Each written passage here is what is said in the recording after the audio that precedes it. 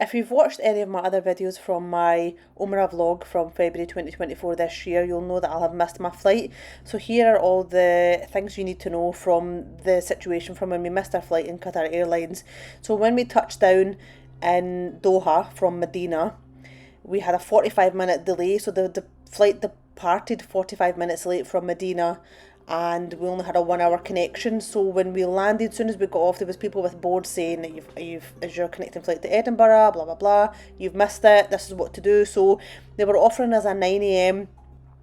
flight, so that was going to depart quite quickly from when we landed there to London, but there was no guarantee of when the next flight would be going to Edinburgh, so we opted for the 18-hour stay for the next available flight for space for us, which was 18 hours later from 8 a.m. from when we arrived, and it was going to be like early in the early hours.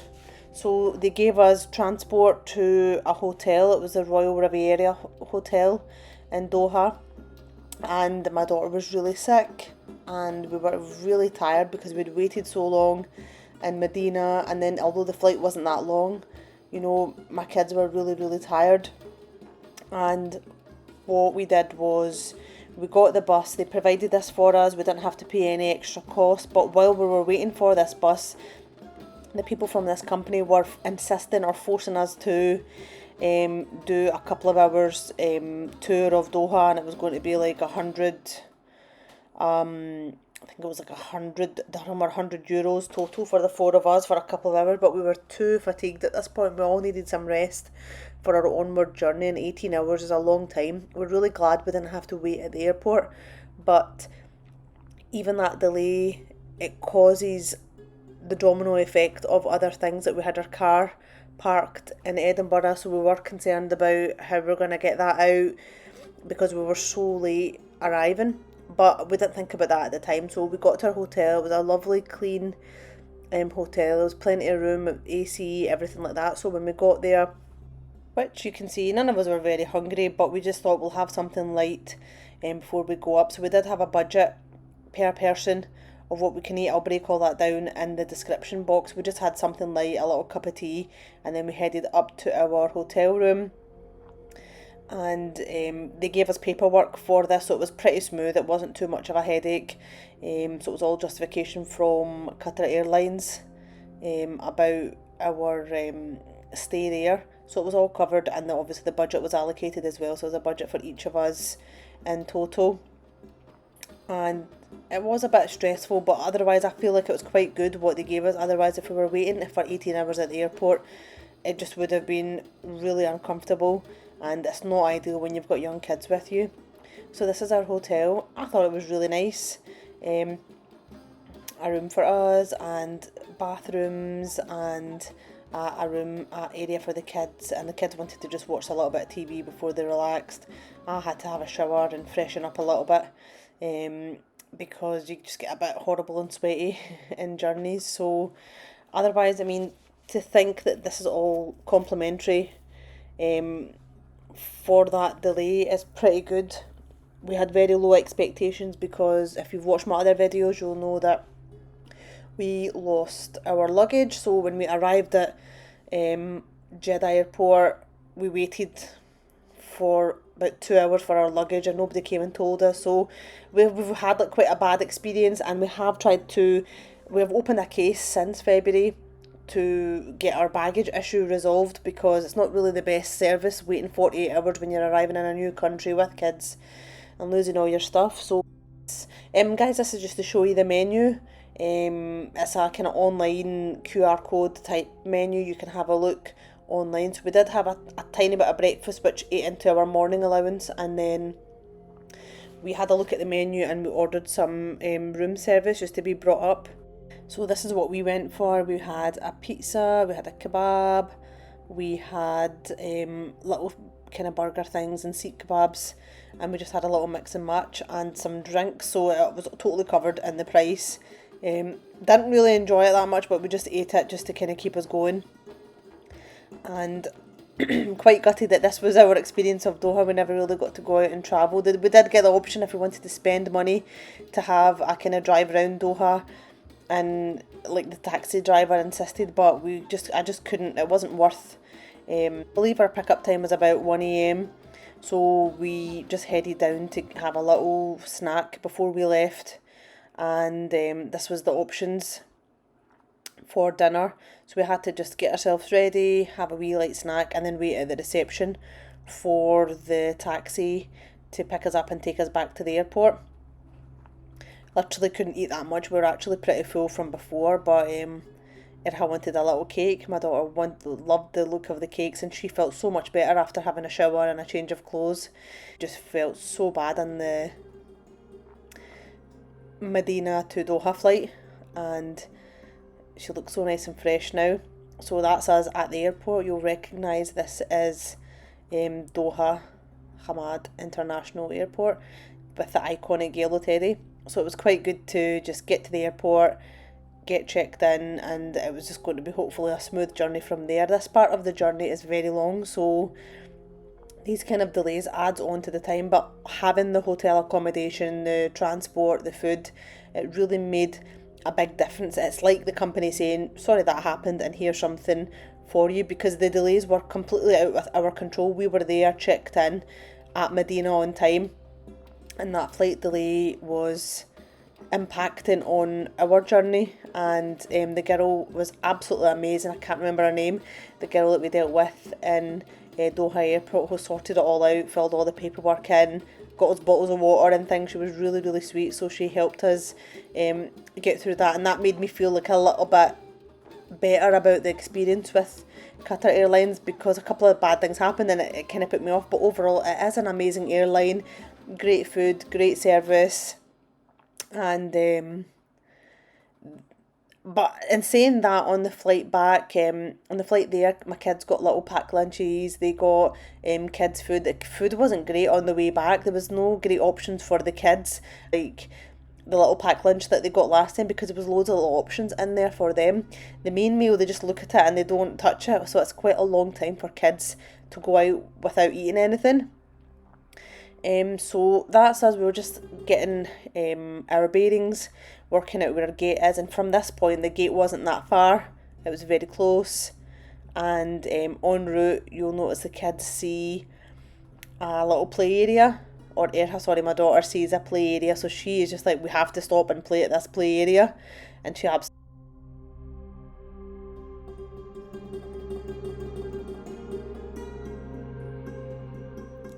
So while the kids had a little play around here, going on the slides, and this is absolutely ideal for her, how she really enjoys this. We just sat down, me and Bakar just watched life go by, watched people go by, and looking at these beautiful cars and just taking it all in until we go home and get on our flight. Loved that there was a little spa. I went for a little wander once we went to our gate. I had a really, really bad cough. I think all of us had a really bad cough from Umrah, so I just went and got some extra cough sweeties just to get us through, and cough syrup to get us through the flight. So it is something to be mindful of. Take extra medicine. I actually ran out of all the medicine that I took, so I had to buy more here. This is a beautiful airport. It's so clean, it's so nice. It's got loads of designer shops and really nice fancy cars. So it was nice to have a little walk around without having the kids there, so they just sat at the gate. So the pharmacy was on the opposite side of the terminal, the part where I had walked past, but I wanted to just make sure the kids were okay at the gate, and then walk down to the pharmacy, get my medicine, and then walk back just myself, so I don't want to overtire them kids, because these airports are huge. I might know. I know you were like devastated. No. Because it's such a bad aircraft. It's basically made. It's made for so like one flight, and then just as soon you just get fuel, get people on and just go again. That's like 737. So it's kind of like a shuttle bus. Kind of, yeah. Idea. Whereas this plane that we're gonna go on now is more like. But the A350. It's more like what can you compare it to? Like in terms of like something that needs more maintenance, a bit more luxurious. Well, see, the 1850, the plane we're going on, it needs to be at the airport at least 2 hours before departure so they can clean it all and put all the maintenance on it and checks. Yeah. 737s or Ryanair's don't get that. It's like a donkey. Remember saying it's like a donkey? And remember when I told you, the harder the touchdown is, the faster you stop. So Ryanair land hard so that as soon as you're on the ground, you pay, the company pays quite a lot of money, and Ryanair like, nope. As soon as you touch down, stop, and then quickly just taxi.